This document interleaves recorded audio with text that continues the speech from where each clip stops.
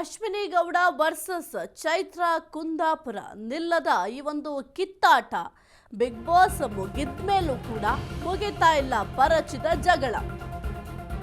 Ashwini Gowda versus Chaithra Kundapura ನಿಲ್ಲದ ಕಿತ್ತಾಟ Bigg Boss ಮುಗಿದ್ಮೇಲೂ ಕೂಡ ಈ ಒಂದು ಪರಚಿದ ಜಗಳ ಮುಗಿತಾ ಇಲ್ಲ. ಚೈತ್ರ ಕುಂದಾಪುರಗೆ ತಿರುಗೇಟು ಕೊಟ್ರ ಅಶ್ವಿನಿ ಗೌಡ. ಹಾಗಾದ್ರೆ ನನಗೆ ಆದ ಘಾಸಿ ಬಗ್ಗೆ ನಾನು ಮಾತನಾಡಿದ್ದೇನೆ ಅಷ್ಟೇ. ಕುಂಬಳಕಾಯಿ ಕಳ್ಳ ಅಂದ್ರೆ ಏನೋ ಹೇಳ್ತಾರಲ್ಲ ಹಾಗೆ ಬಿಗ್ ಬಾಸ್ ನಲ್ಲಿ ಹೇಗೆ ತೋರಿಸಿದ್ದಾರೆ ಏನೋ. ನಾನು ಯಾವತ್ತೂ ಚೆಕ್ ಬೌನ್ಸ್ ಮಾಡಿಲ್ಲ, ನನಗೆ ಈ ವಿಷಯ ಗೊತ್ತೇ ಇಲ್ಲ. ನಾನು ಚೈತ್ರ ಕುಂದಾಪುರ ಅವರ ಪೋಸ್ಟ್ ನೋಡಿಲ್ಲ. ಚೆಕ್ ಬೌನ್ಸ್ ಅವರೇ ಮಾಡಿರಬೇಕು, ಹಾಗಾಗಿ ಪೋಸ್ಟ್ ಹಾಕಿದ್ದಾರೆ. ನೀವು ಅವರ ಹತ್ತಿರಾನೇ ಕೇಳಿ ಅಂತ ಅಶ್ವಿನಿ ಗೌಡ ಅವರು ರಿಯಾಕ್ಟ್ ಮಾಡಿದ್ದಾರೆ.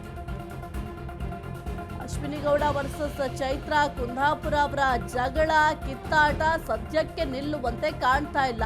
ಬಿಗ್ ಬಾಸ್ ಮುಗಿದ ಮೇಲೂ ಕೂಡ ಒಂದು ಪರಚಿದ ಜಗಳ ಮುಂದುವರಿತಾ ಇದೆ. ಚೈತ್ರ ಕುಂದಾಪುರ ಅವರಿಗೆ ಅಶ್ವಿನಿ ಅವರು ತಿರುಗೇಟನ್ನ ಕೊಟ್ರ ಎಂಬ ಪ್ರಶ್ನೆ ಕೂಡ ಸದ್ಯಕ್ಕೆ ಮೂಡ್ತಾ ಇದೆ.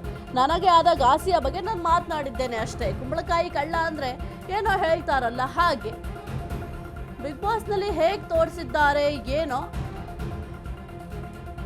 ನಾನು ಯಾವತ್ತೂ ಕೂಡ ಚೆಕ್ ಬೌನ್ಸ್ ಮಾಡ್ಕೊಂಡಿಲ್ಲ ಅಂತ ಸದ್ಯಕ್ಕೆ ಅಶ್ವಿನಿ ಗೌಡ ಅವರು ಸ್ಟೇಟ್ಮೆಂಟ್ ಅನ್ನ ಕೊಟ್ಟಿದ್ದಾರೆ. ನನಗೆ ಈ ಒಂದು ವಿಷಯ ಗೊತ್ತೇ ಇಲ್ಲ ಅಂತ ಕೂಡ ಸದ್ಯಕ್ಕೆ ಚೈತ್ರ ಕುಂದಾಪುರ ಅವರಿಗೆ ತಿರುಗೇಟನ್ನ ನೀಡುವ ರೀತಿಯಲ್ಲಿ ಈಗ ರಿಯಾಕ್ಟ್ ಮಾಡಿದ್ದಾರೆ.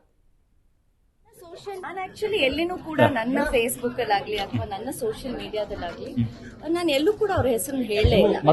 ಸೊ ಹಾಗಾಗಿ ಅದು ಹೇಗೆ ಸ್ಪ್ರೆಡ್ ಆಗ್ತಿದೆ ಅನ್ನೋದು ನನಗೆ ಗೊತ್ತಿಲ್ಲ. ನನ್ನ ಸೋಷಿಯಲ್ ಮೀಡಿಯಾದಲ್ಲಿ ನನಗೆ ಯಾರು ಪರಿಚಿದ್ದಾರೆ ಅನ್ನೋದನ್ನ ನಾನು ಕೇಳಿದ್ದೀನಿ ಅಷ್ಟೇ. ಸೊ ಯಾಕೆಂತಂದ್ರೆ ಬಿಗ್ ಬಾಸ್ ಅಲ್ಲಿ ಎಷ್ಟು ತೋರಿಸಿದ್ದಾರೆ ಎಷ್ಟು ತೋರಿಸಿಲ್ಲ ಅನ್ನೋದು ನನಗೆ ಗೊತ್ತಿಲ್ಲ. ಬಿಕಾಸ್ ಈಗ ತಾನೇ ನಾನು ಬಿಗ್ ಬಾಸ್ ಮನೆಯಿಂದ ಹೊರಗಡೆ ಬಂದಿರೋದ್ರಿಂದ ನನಗೇನ್ ಗಾಯಗಳಾಗಿತ್ತು ಅದಕ್ಕೆ ನಾನು ಪ್ರಶ್ನೆ ಮಾಡ್ಲೇಬೇಕಾಗಿತ್ತು. ಹಾಗಾಗಿ ಯಾರು ಮಾಡಿದ್ದಾರೆ ಅನ್ನೋದನ್ನ ನನ್ನ ಜನಕ್ಕೆ ಆಡಿಯನ್ಸ್ಗೆ ಬಿಟ್ಟಿದೆ ಅದನ್ನ. ಬಟ್ ಚೈತ್ರ ಕುಂದಾಪುರ ಅವ್ರು ಯಾಕೆ ರಿಯಾಕ್ಟ್ ಮಾಡಿದ್ರು ಅನ್ನೋದು ಇವತ್ತು ನನ್ನನ್ನು ಕಾಡ್ತಾರೋ ಅಂತ ಯಕ್ಷ ಪ್ರಶ್ನೆ. ಹಾಗಾಗಿ ಉತ್ತರ ನಿಮ್ಮೆಲ್ರಿಗೂ ಸಿಕ್ಕಿದೆ ಅಂತ ನಾನು ಭಾವಿಸ್ತೀನಿ. ಪರಿಚಯದವ್ರು ಯಾರು ಹಂಗಂದ್ರೆ ನಿಮ್ಗೆ ಗೊತ್ತಿಲ್ಲ ಅಂತ ಹೇಳಿದ್ರಿ, ಬಟ್ ಒಂದು ಮನೆ ಅಂದಾಗ ಇದ್ದದ್ದೇ ಅಷ್ಟು ಜನ. ನಾನು ಗೊತ್ತಿಲ್ಲ ಅಂತ ನಾ ಹೇಳಿಲ್ಲ, ನನಗೆ ಆಗಿರೋ ಗಾಯದ ಬಗ್ಗೆ ನಾನು ಹಾಕಿದ್ದೀನಿ ಅಷ್ಟೇ. ಅದಕ್ಕೆ ಉತ್ತರ ಕೊಟ್ಟಿದ್ದು ಅವರು. ಸೊ ಹಾಗಾಗಿ ಯಾಕೆ ಅದೇನೋ ಹೇಳ್ತಾರಲ್ಲ ಅದೇನೋ ಕಳ್ಳ ಅಂದ್ರೆ ಮೈ ಮುಟ್ಕೊಂಡು ನೋಡ್ಕೊಂಡ ಅಂತ ಯಾಕೆ ಅವ್ರು ರಿಯಾಕ್ಟ್ ಮಾಡಿದಾರೆ. ಬಟ್ ಈಗ ಅವ್ರು ಪರಿಚಿದ್ದಾರೆ ಅನ್ಕೊಡೋಣ ಮೇಡಮ್, ಬಟ್ ಅದನ್ನ ಮತ್ತೆ ಸೋಷಿಯಲ್ ಮೀಡಿಯಾದಲ್ಲಿ ಹಾಕಿ ಯಾಕೆ ಈ ವಿಚಾರ ಯಾಕೆ ತೆಗಿಬೇಕಾಗಿತ್ತು ಅನ್ನೋ ಈಗ ನನ್ನ ಸೋಷಿಯಲ್ ಮೀಡಿಯಾದಲ್ಲಿ ನಾನು ಹಾಕಿದ್ದೀನಿ ಅಷ್ಟೇ. ನನಗಾದಂತ ಗಾಯಗಳು ನನಗಾದಂತ ನೋವಿನ ಬಗ್ಗೆ ನಾನು ನನ್ನ ಸೋಷಿಯಲ್ ಮೀಡಿಯಾದಲ್ಲಿ ಹಾಕೊಳ್ದೆ. ಈಗ ನಾನು ಹೊರಗಡೆ ಬಂದು ಅದನ್ನ ಪ್ರಚಾರ ತಗೊಳ್ಳುವಂತ ಅವಶ್ಯಕತೆ ನನಗಿಲ್ಲ.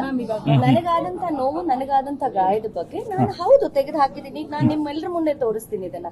ಈಗ ನನಗಾಗಿರುವಂತದ್ದು ಯಾಕಂದ್ರೆ ನಾನು ಒಬ್ಬ ಕಲಾವಿದೆ ಆಗಿರೋದ್ರಿಂದ ಈಗ ನನ್ನ ಕಾಲ್ಗಳಲ್ಲೇ ಆಗ್ಬೋದು, ಈಗ ನಾನು ಅದನ್ನ ತೋರಿಸ್ಲೇಬೇಕಾಗುತ್ತೆ. ಈಗ ಅದನ್ನ ಬಿಗ್ ಬಾಸ್ ಹೊರಗಡೆ ತೋರಿಸಿರ್ಲಿಲ್ಲ. ಏನ್ ಹೊರಗಡೆ ತೋರಿಸಿರ್ಲಿಲ್ಲ ಯಾಕೆಂದ್ರೆ ನಾನು ಬಿಗ್ ಬಾಸ್ ಇಂದ ಬಂದ್ಮೇಲೆ ಎಷ್ಟೋ ವಿಚಾರಗಳು ಅಲ್ಲಿ ಆಗಿರೋದೇ ಒಂದು, ಬಟ್ ಹೊರಗಡೆ ಬಂದಿರೋದೇ ಇನ್ನೊಂದು ಮತ್ತೆ ಅದನ್ನ ಪ್ರೊಜೆಕ್ಟ್ ಮಾಡಿರೋ ರೀತಿನೇ ಬೇರೆ. ಹಾಗಾಗಿ ನಾನು ಕೂಡ ಒಬ್ಬ ಟಫ್ ಕಂಟೆಂಡರ್ ಆಗಿ ಅಲ್ಲಿ ಇದ್ದಾಗ, ಯಾಕಂದ್ರೆ ಅಲ್ಲಿ ನೋವಾಗ್ತಿದೆ, ನಮ್ಗೆ ಏನೋ ಒಂದು ದೈಹಿಕವಾಗಿ ಹಲ್ಲೆ ಆಗ್ತಿದೆ, ಮಾನಸಿಕವಾಗಿ ಹಲ್ಲೆ ಆಗ್ತಿದೆ ಅಂದಾಗ ನಾವ್ ಯಾರನ್ನ ಕೇಳ್ಬೇಕು? ನಮಗ್ ಗೊತ್ತಿಲ್ಲ ಅಲ್ಲಿ ಎಷ್ಟು ಅದನ್ನ ಪ್ರೊಜೆಕ್ಟ್ ಮಾಡಿದ್ರೆ ಎಷ್ಟು ತೋರಿಸಿದಾರೆ ಅಂತ. ಸೊ ನನಗಾಗಿದೆ ನಾನು ಕೇಳಿದ್ದೀನಿ. ನೋಡಿ, ಯಾವಾಗ್ಲೂ ಕೂಡ ಒಂದು ಆಕ್ಸಿಡೆಂಟ್ ಅನ್ನೋದು ಬೇರೆ, ಯಾಕೆಂತಂದ್ರೆ ಉದ್ದೇಶ ಪೂರ್ವಕವಾಗಿ ಇಂಟೆನ್ಷನಲಿ ಮಾಡುವಂತದ್ದು ಬೇರೆ. ಸೊ ಹಾಗಾಗಿ ನನ್ನ ನೋವನ್ನ ನಾನು ತೋಡ್ಕೊಂಡಿದ್ದೀನಿ ಅಷ್ಟೇ. ಸೊ